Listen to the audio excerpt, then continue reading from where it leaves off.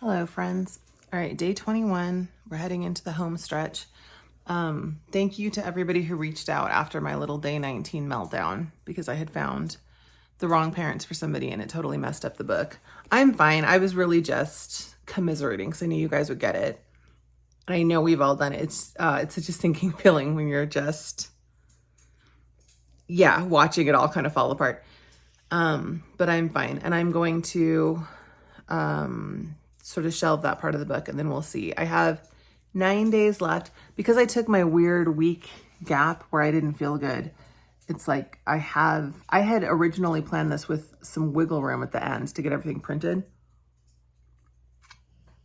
I'm probably just going to get this printed at FedEx, which historically has only taken a couple of hours for them.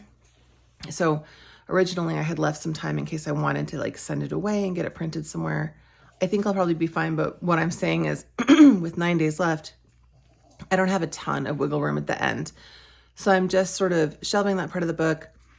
I'm going to keep going with the rest of it. And then if I have more time at the end, then I will dig in more. But yes, thank you for all of your kind thoughts.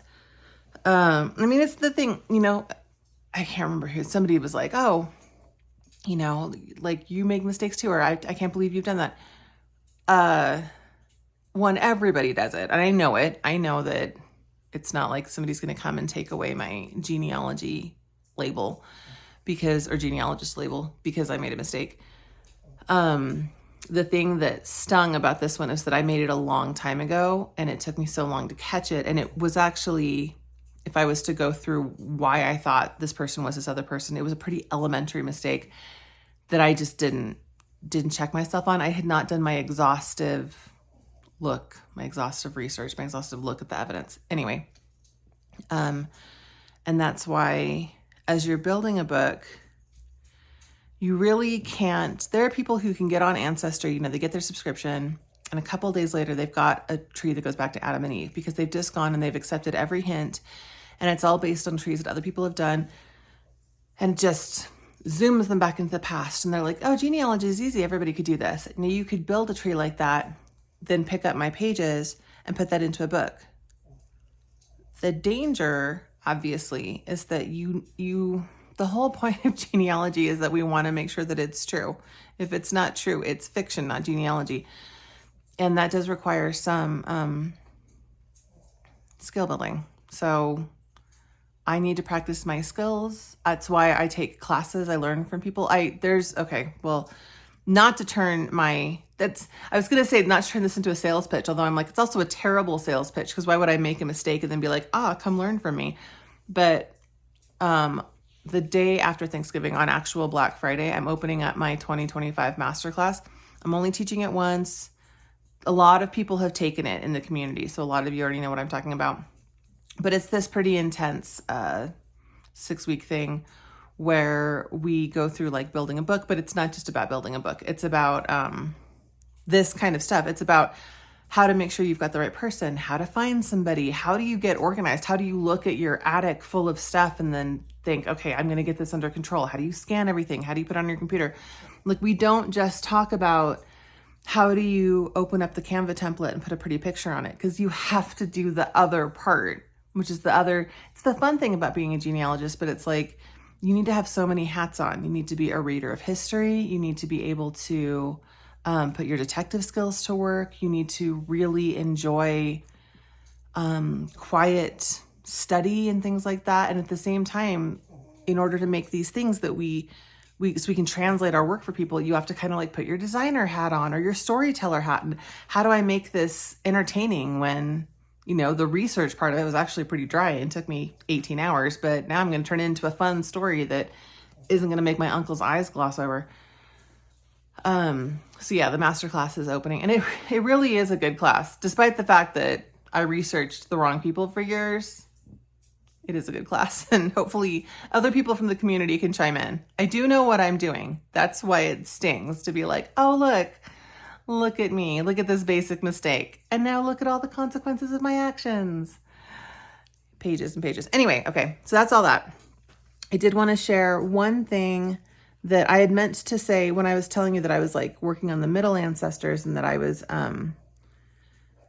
sort of like finishing their pages. part of the reason that I was getting hung up is that I was still working on those biographies, and I've decided to just go through and do the images and the visual stuff, and then I'm going to go through and do everybody's biographies at the end. Now, for the people who don't have photos, there is a little like time-saving hack type thing that I've been doing, and it's easy to do it in Canva, but you could also do it if you were using PDFs. So let me show you what that is. Okay, for reference, this is the person that I thought was somebody else, and she's not. Her name really is Willie Arnold, and the other person's name was also Willie Arnold, but they were the two wrong Willie Arnolds. So this page is currently fairly blank because all of this stuff was wrong. I know who she was married to. I know who her kids were and when they were born. I've got her marriage date, and from this information and like census records, I know when she was born, about when she was born, but I had all of this wrong. And I also think that her date of death, well, actually, I don't even think I had her date of death. I think that's part of it, is I was digging in to figure out why don't I have a date of death for this person, and then it all fell apart. Anyway, so her page looks a lot like what the pages look like when you're just opening the template. We're gonna go down, and then I was able to put in her marriage record, but her family tree page is whatever. But see, her husband's page, this is more like what they're supposed to look like when they're finished, where they've got these two pictures. I don't have a photo of him. I have a photo of his gravestone, a really weird, odd angle photo, which, by the way, somebody was asking about my cemetery photography class. Yes, I am going to teach that. No, it's not going to be in November. I needed to bring things in. Well, what I did is I actually just pulled in some clip art. Now, I told you I've been using like Dave Ramsey maps for some of the ancestors. Who do I have a map for? Okay, do I not have a map for any of these people? It's because all these people have actual photos. Well, I'll show you one when I find one.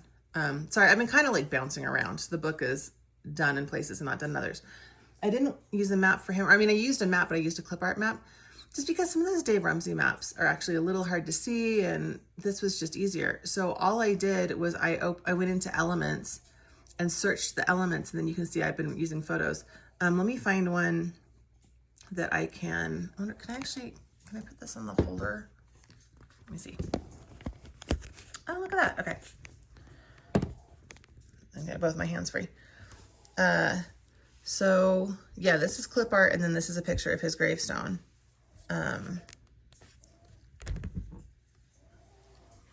This is a photo of her and a picture of her gravestone. And then these are both clip arts. This is Missouri. This is clip art of Missouri. It's not clip art. I guess I'm saying clip art and that's wrong. It's stock photography, sorry. Stock photography of Missouri, stock photography of Oklahoma. Portrait and her headstone, 2 portraits. Okay, I need somebody who's unfinished.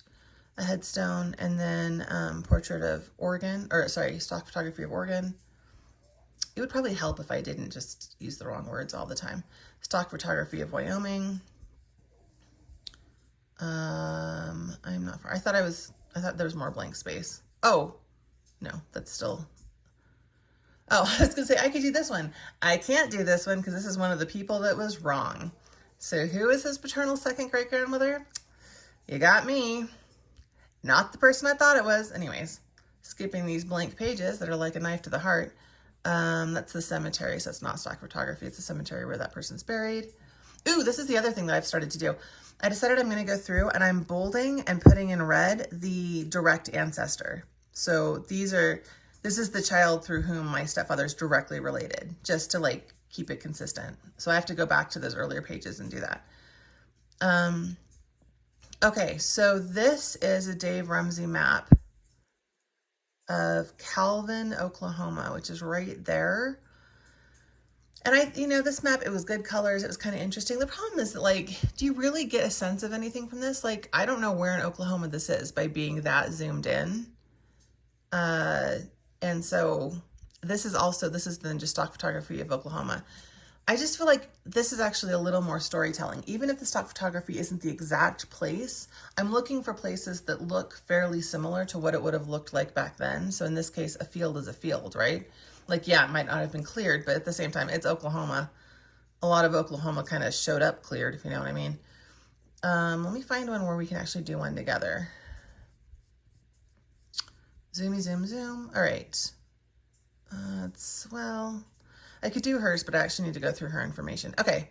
This person I have researched a lot, and so I know that this is right. So I could go back and let's assume that I don't have a headstone for him or anything. I know I don't have a portrait. I might have a headstone, but then I can fix that later. Let's assume that I don't. So he starts in Missouri and he ends up in Oklahoma. So I'm going to go over to, I'm going to go over to Elements. Now I'm going to show you how to do this in Canva, but you could just do this on any stock photography site, right? But so I'm going to Elements. He was born in Missouri. I'm just going to search Elements for Missouri, and it's going to give you all this stuff.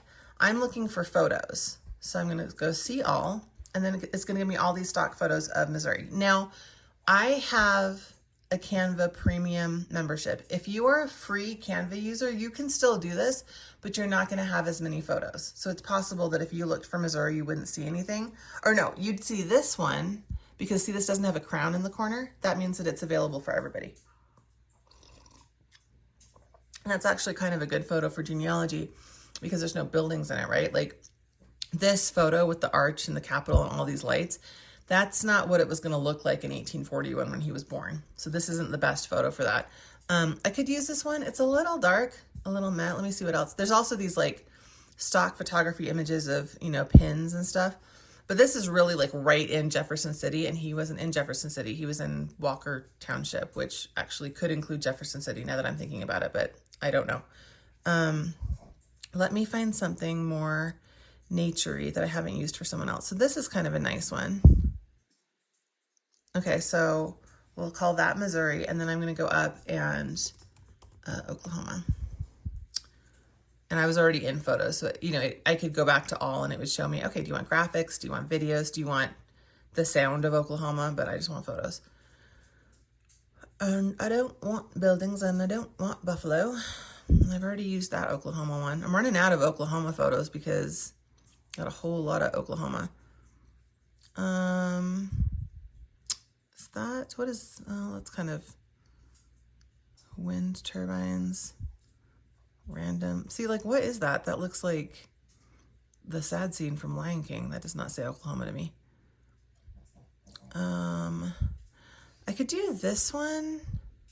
Problem is that that's like actually really similar to the other one. So I kind of want something that's a little more of a contrast. Also, I have not totally committed to keeping this color, but I will change the colors up at the end. And I can probably make a video of me doing that. It's really easy to do that.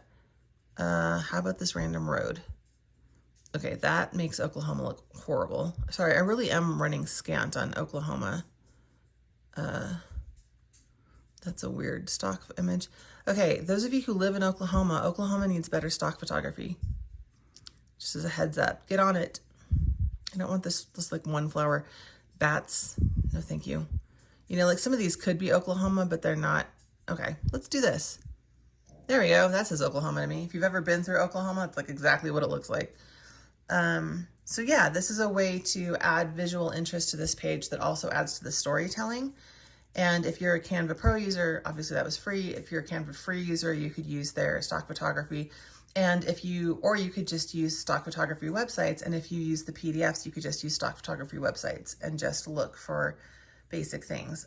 If I had I do have Civil War ancestors, but I could also look for, you know, Civil War monuments, or I just would caution you, sometimes when you look for stock photography of soldiers or like of wartime, you'll get pictures of soldiers. Don't put a picture up of a soldier just to represent that, like, this is a stock photography of a Civil War soldier and your grandfather was a Civil War soldier, or your great grandfather, because people who get your book won't know that that photo isn't literally your great grandfather being a Civil War soldier. Does that make sense?